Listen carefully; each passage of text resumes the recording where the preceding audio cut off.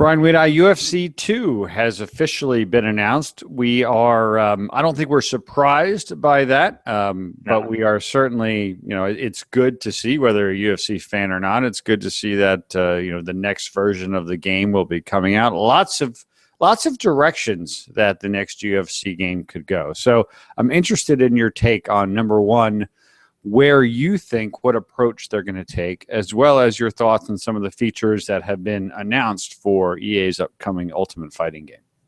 Yeah, so we're coming off their first effort with UFC for summer of 2014, and that game really wasn't received well by either the hardcore fans or casuals, because casuals just, I don't think they're ever really going to get into UFC game. It's too complicated, it's too difficult to grasp and to improve at.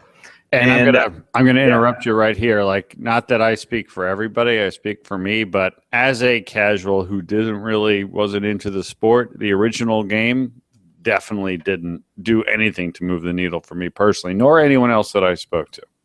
Yeah, and so that's why, throwing in the likes of a Bruce Lee, it doesn't matter. It's not going to work. It's not going to get people who are uninterested in UFC to buy a UFC game. They're just not going to do it. And they also struggled with kind of the identity of the game for that same reason, in that they made the game a little more arcadey. It lacked authenticity, and it didn't have much in the way of offline content. So the game didn't really resonate with anyone. Now, they improved it a ton in post-release updates, which I think was encouraging, because it showed that they recognized what they needed to do and did it.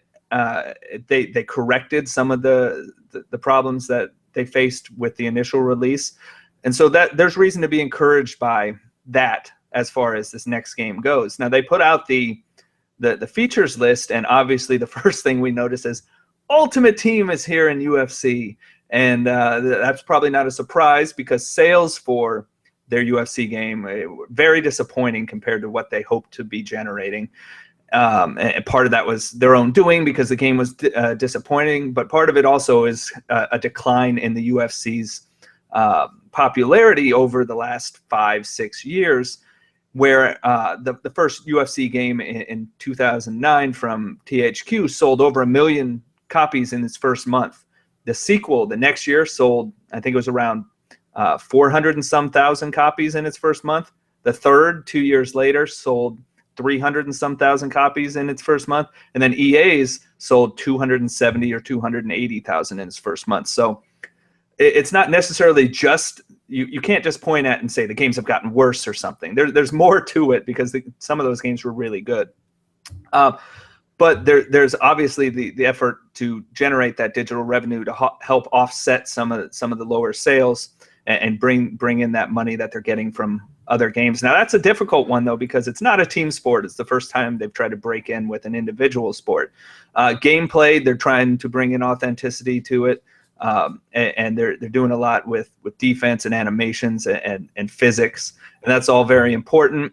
But again, it has to be authentic to the fighter. It has to be authentic to the sport, not just in a features list, because they made the game sound very authentic, the first one, and it turned out not to be so. Well, I'll tell you this again, not to interrupt, but I mean, it makes complete sense to have an Ultimate Team, component to this game, right? Like, and not from a cynical perspective or a snarky perspective. This is how EA makes money. I mean, this is how they make money. All of their sports games are funded, directly as a result of the revenue that they get from Ultimate Team, right? So, I mean, it makes complete sense. How they're going to do it, I have no idea. Whether it will detract from the non-Ultimate Team modes, right, will be very interesting to see. I was surprised at what I viewed as snark and cynicism of people like, oh, well, of course there's Ultimate Team. Yes, of course there is Ultimate Team. It's not a bad thing. So far, I think, with all of the games, right, whether it's EA's games or NBA 2K's game or MLB The Show, right, they all have variations on Ultimate Team. And as a guy who doesn't play them, I don't feel like I'm being gypped or, misled in any way. It's there for the people who like it, and it's not there for the people who like it. And frankly, I don't think this will be any different. It will be interesting how they put it in place, of course. Yeah, the brief description of it makes it sound almost more like a mobile game implementation of Ultimate Team, where you've got a handful of fighters, and then you're improving them through cards. You're improving their ratings and attributes. You're improving the types of moves they can execute and their strengths. So it's a totally different formula, though, from a normal Ultimate Team, which is about just getting new players through the cards. So it'll be interesting to see whether kind of those dedicated Ultimate Team players respond to that type of system. They're putting more into offline mode, obviously, with the career mode. They have a new knockout mode, which I think could be intriguing, which is the fight only ends when someone gets knocked out. They take out some of the ground game type of stuff out of the equation, and the grappling and all that. So, and additionally, they have, I think this is important. It's not going to excite anybody, but it's important. A practice mode, different types of feedback to people who are trying to learn and improve. They didn't do a great job of it last time. I mean, they taught the game. It's one thing, we go over this sometimes. It's one thing to teach, like, here's how you play the game, but then after that, how do you get better, and how do you get accustomed to those things? And you can know the hundreds of moves you can do on a controller in a UFC game, but when you have a split second to make those decisions, most people can't do that. And it's hard to go from zero knowledge to that. And it's one of the struggles that EA and anybody who makes an MMA game has to face. Yeah, it's interesting. Just in looking at other games like NBA 2K, like the videos that I've been making with Desar, right, where we just focus on one or two key things. NBA 2K, while in and of itself might not do a great job of teaching you or helping you learn, it does give you the tools, right? So if you go in and you can go into a practice mode and you can just run the same set 2 or 3 times and get it to be like, okay, when I call this play, I know it's going to happen, and I can get this guy open, or I can set this screen. It'll be interesting if the practice mode really is that same sort of, forgiving thing where you can practice the same move 10, 15, 20 times in a row, so that it does become, muscle memory is not the right term, but so that it does become something that if you practice it 10, 15, 20 times, that when you are in that split second, you might know 2 or 3 things that you can go to. I don't think you and I are ever going to be those people that are out there that know, the games at a completely different level. But that practice arena, letting you get those 2 or 3 or 4 things down after a little while, I think it's a good move. Yeah, it still remains inherently complicated, and I think even with a practice mode where you could do something over and over and over, the circumstances of that are always going to be different. The circumstances, what just happened, what am I facing, what are the circumstances at the moment, what are my opponent's attributes, what are my attributes, as you change and use different fighters or whatever. You're rarely facing just a situation where you can sit there, think, and do something. Yeah, and that's one of the issues that people just have to get over. And for a lot of people, they don't ever get to that point. They give up. They'll play the demo and say, whoa, I'm never going to get this. And I can't fault them, because it takes a long time to get it. And sometimes in these games, it's just not fun at the beginning when you do have to face that. Right. And it almost, brings the larger question to bear, which is, who are these games made for, right? Like, obviously. Well, they didn't know last time. Right. Yeah. Obviously, these companies want these games to get sold to more and more people. They want them to appeal to more and more people. But on the other hand, the level of depth and complexity and simulation really speaks to people that are, that are going to make this their 1 or 2 or 3 purchases of the year, right? And, it's interesting. We've had a lot of conversations about it, and I think, appealing more to the base feels to me like the better move with this kind of a game, just because, right, because of, when I talk to people who know UFC, they use language that I don't get, right? And so when I read the features coming in UFC 2, I'm like, okay, I don't know what that means, but I'll bet you people that are into UFC totally get it and totally like this. Am I right about that? Absolutely. And it was part of the problem with the original UFC game, was that I know several people, one of them being Dylan, who contributes on Hit the Pass, who are huge UFC fans, who actually do fight themselves or have trained to fight, and they know all the intricacies of the sport. They played the game and they wanted to dump it immediately because it did not speak to them as experts, as fans. It was clearly tailored to be towards a more casual or tailored to be a little more inviting to people, but you can't get over the complication of the sport. You can't do that by making it seem simple or making everybody kind of have the same move sets or making the CPU constantly aggressive, chasing you down, never giving you a moment to breathe, which is actually the opposite of what they should have done if they were going to make it easy on people.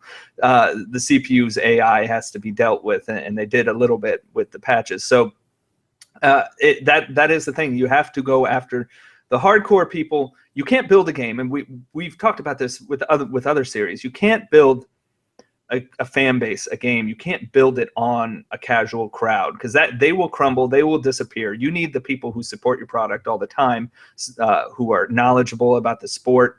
And then after you get those people, that's when you reach the casual crowd, because they will follow what people find to be the people who know what they're talking about. They will follow those people who are fans of it because it becomes popular that way. So you see that with NBA 2K. It was popular with the hardcore fans well before it picked up 3 million in sales the last few years, higher than it had been. So that's the key for them, is they have to address that this time. They can't go at it and make their biggest marketing push about a Bruce Lee or about some fantasy scenario. It has to be about what people actually care about now, and their knowledge, and tapping into their knowledge of the sport and their fandom. So when is the release date for UFC 2? Yeah, they've only announced spring. Okay. And I think in retailer databases, the placeholder is March 31st, which would mean first quarter of 2016, which would probably mean February or March. But it's possible. Last time they announced it for April, and it slid to June. So it's possible it may end up later part of spring. It just have to see. It kind of fits in that window where there's no other game now, where the golf game landed last year, UFC can go this year. That's exactly what I was going to say. So it's an important time. Like, EA looks to me like they're sort of lining up now these, biannual releases, right? Like UFC year 1, PGA Tour year 2, UFC year 3, PGA Tour year 4. So they're not going to the subscription service, which both, these kinds of games, at least theoretically lend themselves pretty well to that.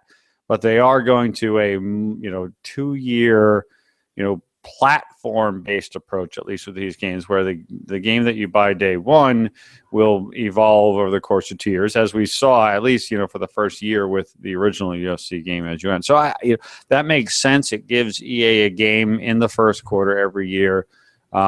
People, I think, like a 2-year gap between games like this. I mean, I never really felt a clamor for a Tiger Woods game every single year. And I think this might settle into a pretty nice sort of, cadence for them, so to speak. And that's one of the challenges with a game like UFC or golf, is that, look, as much as people love new features and everything, the real reason why the majority of people buy a sports game every year, the people who buy it every year, is because of new rosters.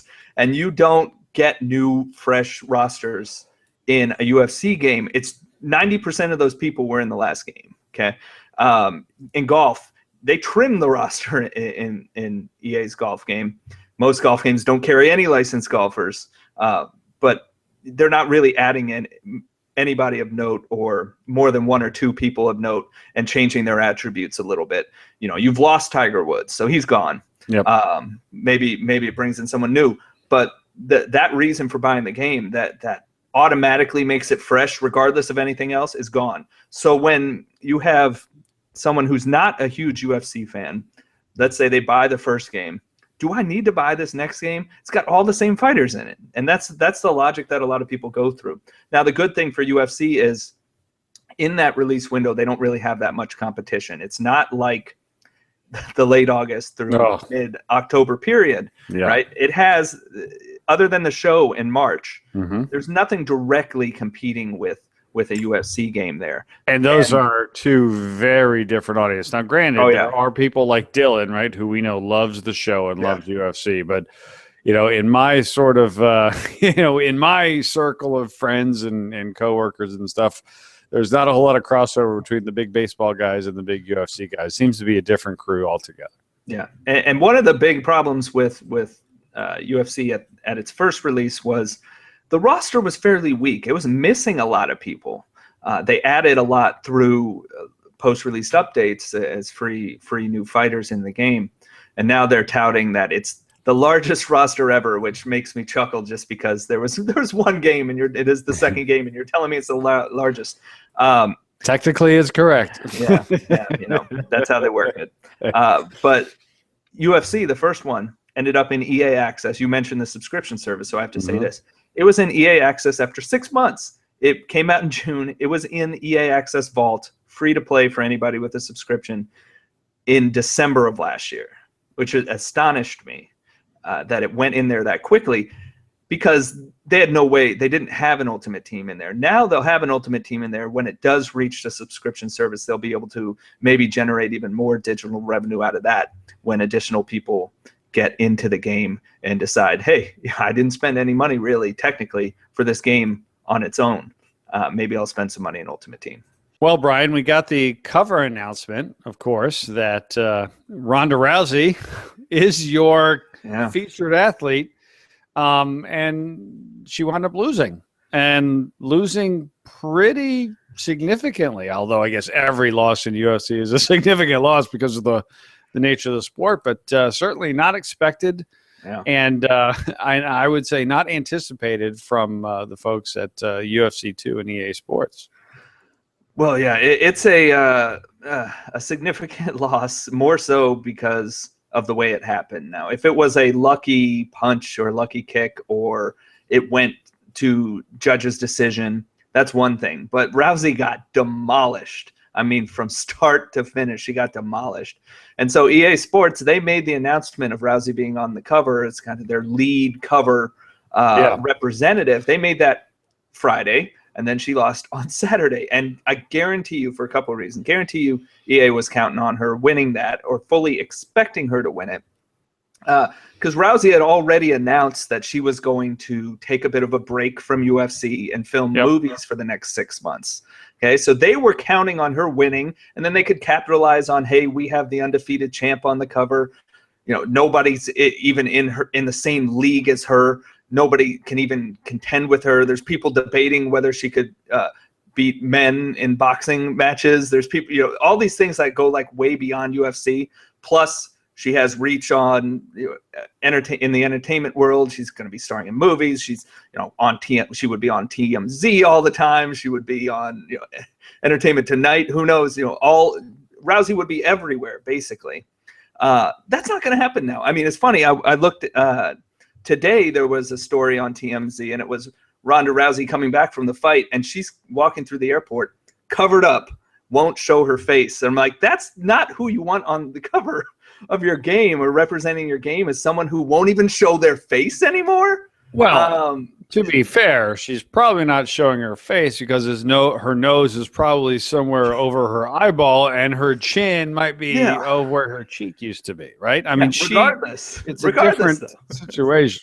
Yeah, no, and I know that. I jokingly framed it that way, but there is a serious question now about whether she is going to be in the spotlight, in the public domain at all for the next 6 months, because she still has these movies to film, and there's no talk of there being a rematch or some other fight for her before the UFC game comes out in March, April, May, June, wherever it falls in there.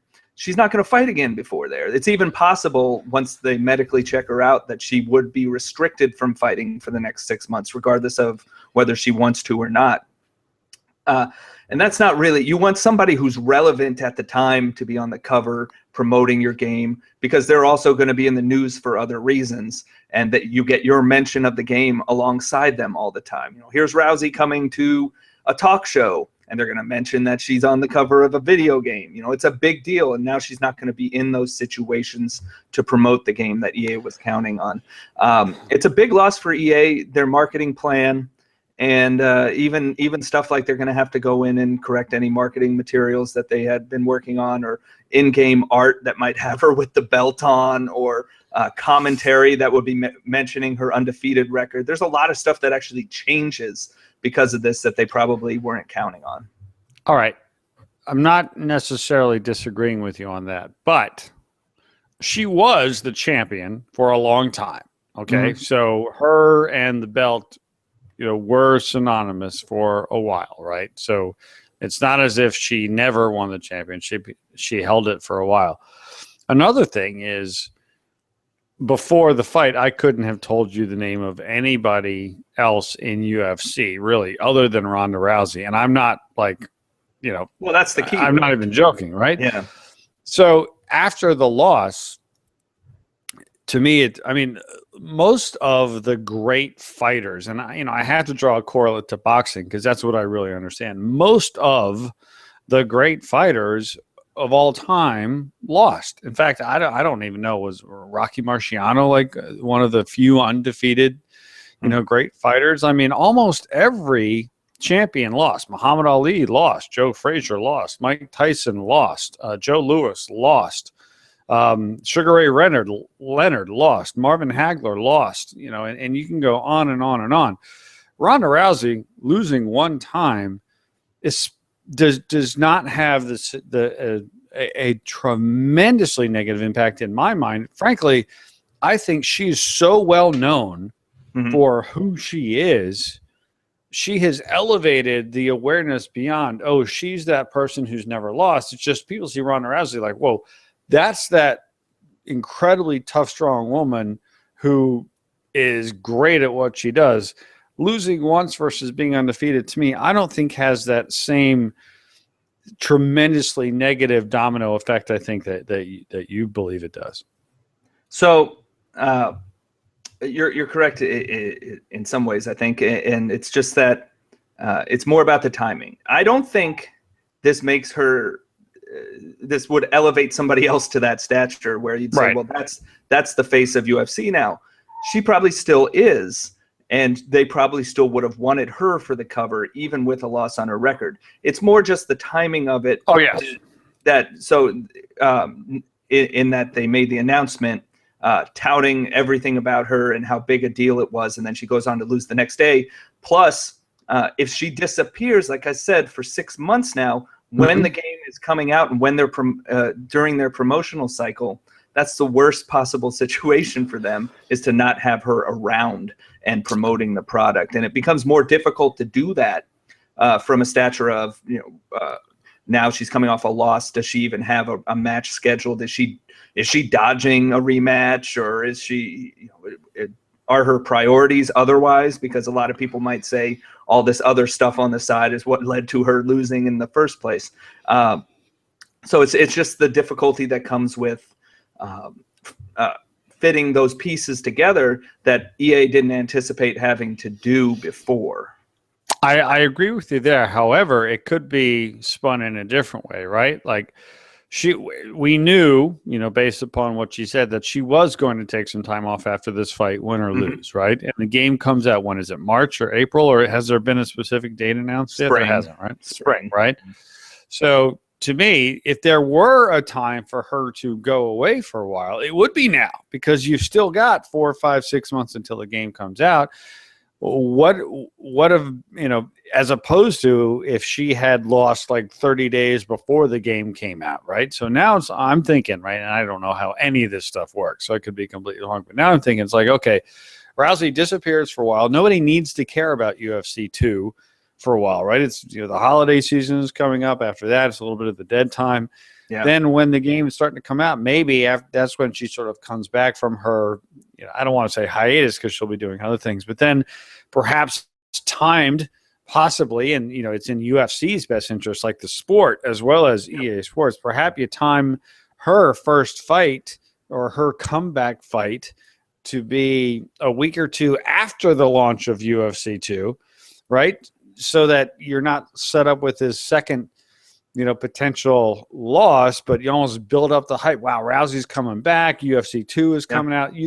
This could be worked in that direction, which could potentially be to UFC 2's benefit. Yeah, there's uncertainty there whether that would happen, I think, is the issue. You could capitalize on, talk of a rematch or redemption type of story, right? Those are great. People love those things.